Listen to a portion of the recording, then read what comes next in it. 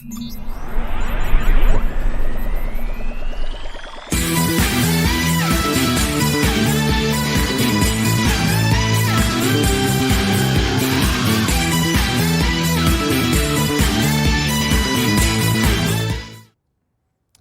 evening and welcome to the Bellefleur Tire Shop Grand Falls Greenfoot Rapids pregame show.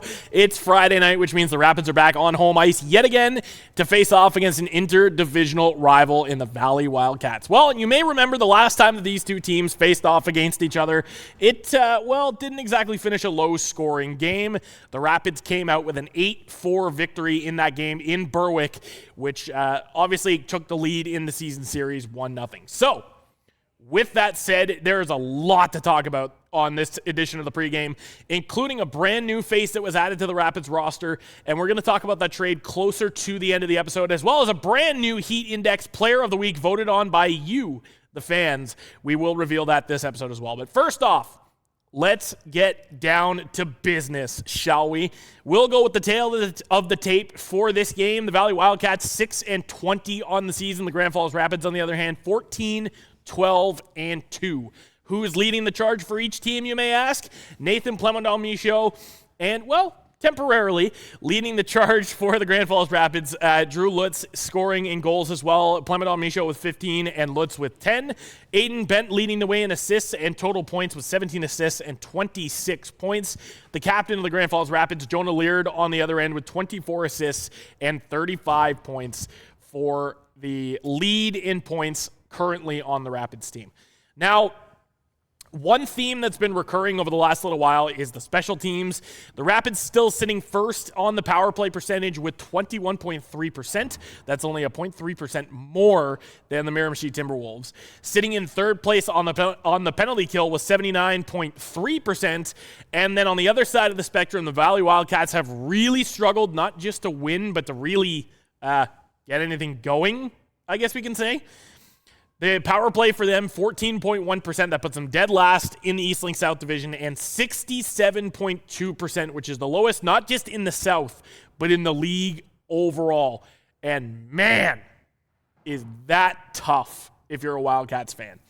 Goals for and goals against, pretty similar to a degree, at least in the goals for. The Rapids with 108 goals for. The Wildcats with 92 goals against, or 92 goals for, sorry. And then the goals against, Valley with 145 and Grand Falls with 102. So, once again, a lot of numbers to digest there, but it's all going to be necessary for this matchup. You saw, obviously, the power play rankings, and it may not always pass the eye test, as we've established. The Rapids, of course, they were sitting in first place, but since then have not scored a power play goal, since they faced off against the Campbellton Tigers last Wednesday, and that was Braden Campbell, who I'm sure you've probably heard by now is no longer with the Rapids and was headed off to Miramichi. We're going to talk about that a little bit later in the episode, but since his goal, they have not scored a goal in the power play this in the last couple of games, yet they still rank first place in the division in terms of their power play percentage. So that's going to be a little bit of a factor into how things go, I would say, through the course of this game. Now, with that said, Valley's really struggled both 5-on-5 and on the special teams. I mean, yes, they have the goals for, but a good chunk of those goals came from Caleb McDonald, who is now with the Campbellton Tigers. And if you missed that trade, you can go and check that out as well. I got traded from the Valley Wildcats to the Campbellton Tigers in exchange for a boatload of stuff, picks, players, and much, much more. We're going to talk about that in a later episode, of course, when I do my trade deadline recap coming up in January as well. But a good chunk of their offense came from Caleb McDonald, who is no longer with the team anymore, right? Aiden Bent and Drew Lutz still are kind of driving that offense a little bit, and Valley is still trying to get competitive a little bit. But with the way that Grand Falls has played, I think easily, this is a much more kind of dominant matchup, so to speak, in terms of the point production. So, with that said, we'll dive into a little bit of the metrics. So the Rapids currently sitting in second place in the East Link North Division, just 3 points behind the Chaleur Lightning for first. Now, a big reason why this game is so important is because not only is it just a game where they can get a couple of points to catch up to Chaleur. But as we mentioned, you're now in the month of December, right? It's December 5th, which means it's not even just months before the Christmas break. It's weeks before the Christmas break. That means that the trade freeze happens just before Christmas, so nothing can be done until after the break. And I believe it's going to be the 20th is going to be the last game of the 2025 calendar year for the Rapids. And from then, they won't come back until January 3rd, which means that the deadline is going to be less than a month away at that point. So in order to bolster the roster, you've got to kind of make your moves now and bring in the talent that you're going to bring in, because we're now to the point where every point matters. Doesn't matter if it's an overtime point, doesn't matter if it's a win. Every single point that you can get matters in the standings now from here on out for the rest of the season, because we're now past the halfway point in terms of the games. Now we're almost to the halfway point of the season for this team. So it's going to be an important matchup. And I think for some people, they say that the pressure is on. And, you kind of feel that a little bit, because the teams that were not necessarily competitive at the beginning of the season, the West Kent Steamers, the Miramichi Timberwolves, the Campbellton Tigers, in the North Division at least anyway, are starting to now claw their way back, no pun intended, to the potential to contend for the playoffs. And this is a big way, especially with the trade that happened, to kind of bolster the roster a little bit. But all in all, it's going to be an important game. The season series sitting at 1-0 for Grand Falls, as we established. 8-4 victory that put the Rapids ahead in the season series. Now, keys to the game. We talked about how the Rapids power play doesn't necessarily pass the eye test. Yes, they're ranked first in the division, but of course, as you've seen the last couple of games, they haven't really been effective. It's going to be, shutting the Wildcats down, shutting down Drew Lutz and Aiden Bent, making sure that the offense is kind of staggered for Valley. Not that, the weaker teams as it stands, obviously they still have their stars as well. So want to make sure that you're staving off their offense and making sure that the defensive side of the game for the Rapids is rolling good. And as it is, you've seen in the last couple of games, they've still made it competitive. They've still made it close. But making sure that you're shutting down their forwards and staying disciplined. That's going to be the next key to the game as well. Discipline. You can't be taking those dumb penalties and making Valley have any other chances on the power play, because yes, they have their power play ranking is still dead last, yes, but that could change at any moment. Because like I said, these numbers, they're important numbers, but they also kind of don't mean as much as you think they mean, if that makes any sense. Because again, all it takes is a good power play opportunity, and they could pop 4 or 5 power play goals if the Rapids end up taking a lot of penalties. And unfortunately, that's how it goes sometimes. But with that said, staying disciplined on the Rapids end is really going to help them out, because you saw in the last couple of games, they did let up a couple of power play goals, and it's something that has not worked out in their favor over the last few games. You want to try and prevent that.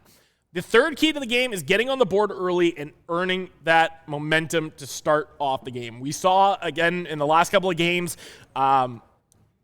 I believe they got on the board early once out of those 3 games. They scored the first goal once out of those 3 games, and it ended up kind of jostling the momentum a little bit. They kept it close, but again, we're not able to win those games, and as a result, we're just kind of trading punches, and didn't necessarily help them out a whole lot in terms of how they did that. So that's going to be the third key to the game. So your 3 keys to the game, rather: shut down Valley's offense, stay disciplined, and score the first goal. Really going to help them win this game. With that said, you know what time it is. Everybody's been excited for this for the past week, and the voters have been anxious to know who the Rapids Heat Index Player of the Week is this week. The votes came in. They were tallied up, and there were a lot of them, I will say that. And this was just such an awesome thing to see this week, especially with the amount of people who voted and the amount of the fans who got involved in this. thank you once again for participating in this, in the fan voting for the Heat Index Player of the Week this week. And without further ado, ladies and gentlemen, I am going to take you right in to this week's Heat Index Player of the Week.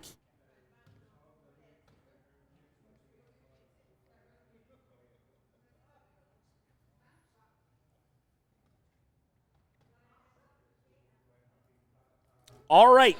So you guessed it, ladies and gentlemen, with a whopping 41% of the votes this week, the Rapids Heat Index Player of the Week is defenseman Jack Brown. Had 2 games played, 1 assist, and 9 hits.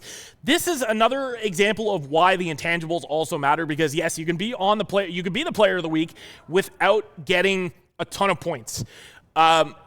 Reason being, I talked about this multiple times. It can be sometimes your big hits, your shot blocks. It's momentum-changing plays that shift the scale of the ice and turn the game in your favor. With Jack, I think that he demonstrated that perfectly. He obviously was getting involved in the plays. He was up in the rush a lot on the last 3 games and was throwing around those big hits more than anything. He had 9 hits through those 2 games. And for those who are watching and actually tallying it up like me, that's a big thing. And a lot of those hits were momentum-changing plays, because whether it was in the neutral zone or the defensive zone, he was always the first man back in kind of defending the puck as they went. And more often than not with those hits, kind of changed the direction of the game flow so that it went towards the offensive zone, led to a couple of turnovers on their side, and really just led to a lot of offensive chances for Grand Falls in that way. So, with that said, Jack Brown earns the honor of being the Rapids Heat Index Player of the Week. Congratulations, Jack. Well deserved. And I'm looking forward to seeing what you can do tonight and what the Rapids can do tonight. But with that said, keep in mind, on Sunday, there's going to be a new set of players on the Heat Index Player of the Week. Make sure to get your votes in before Friday morning. That's the deadline for each week. So it'll be Sunday evenings to Friday mornings that you can get your deadline in. All right, you can get your votes in before the deadline, I will say. So once again, for all those people who voted, thank you very much for doing so. Your support means a lot to not only just the show, but to the boys as well. So great job. Congratulations, and keep up the voting. And Jack, congratulations to you as well. Now it leads me to the end of the show, and something that I was very, very excited to talk about. I think it was something that a lot of people were shocked by yesterday afternoon. And for those who did not hear the news, the Rapids have completed a trade. I'm going to throw it up on the big screen right now.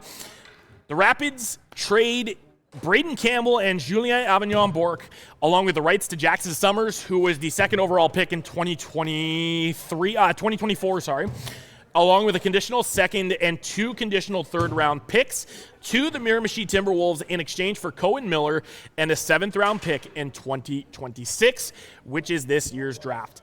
Now, a lot of people have been asking me what I think about this trade, and do I think it's a good trade for Grand Falls? Do I think it's a bad trade for Grand Falls?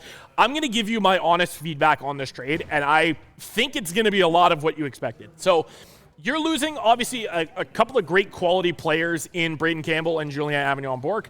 Avignon-Bourque was a big force on the back end for Grand Falls, and obviously somebody who had a lot of size, a lot of kind of hitting power, and is a guy who is going to be greatly missed. But you have an opportunity now to kind of balance out your defense a little bit, give guys a shot who haven't necessarily been getting a shot, like Carter Bellamy, for example, and maybe potentially bring in another big body on the back end, right? Now, the other piece of this trade was Braden Campbell, obviously a guy who a lot of the fans were familiar with, and a lot of people who, he was adored by not just his teammates, but by the fan base and by everybody who got the chance to talk to him. Just such a down-to-earth and awesome kid, and somebody who I think is going to be really missed, not just on the ice. You're losing a big speedster as well. You're losing a good personality. You're losing a guy who obviously was, for a good chunk of his career, I think since the beginning of his career, was a Grand Falls Rapid. And, it was the heart and soul, part of the heart and soul of this organization. With those two being gone, yes, it makes a little bit of a hole in the lineup. But I will say this, with Cohen Miller, it also kind of repairs the hole a little bit, if that makes any sense.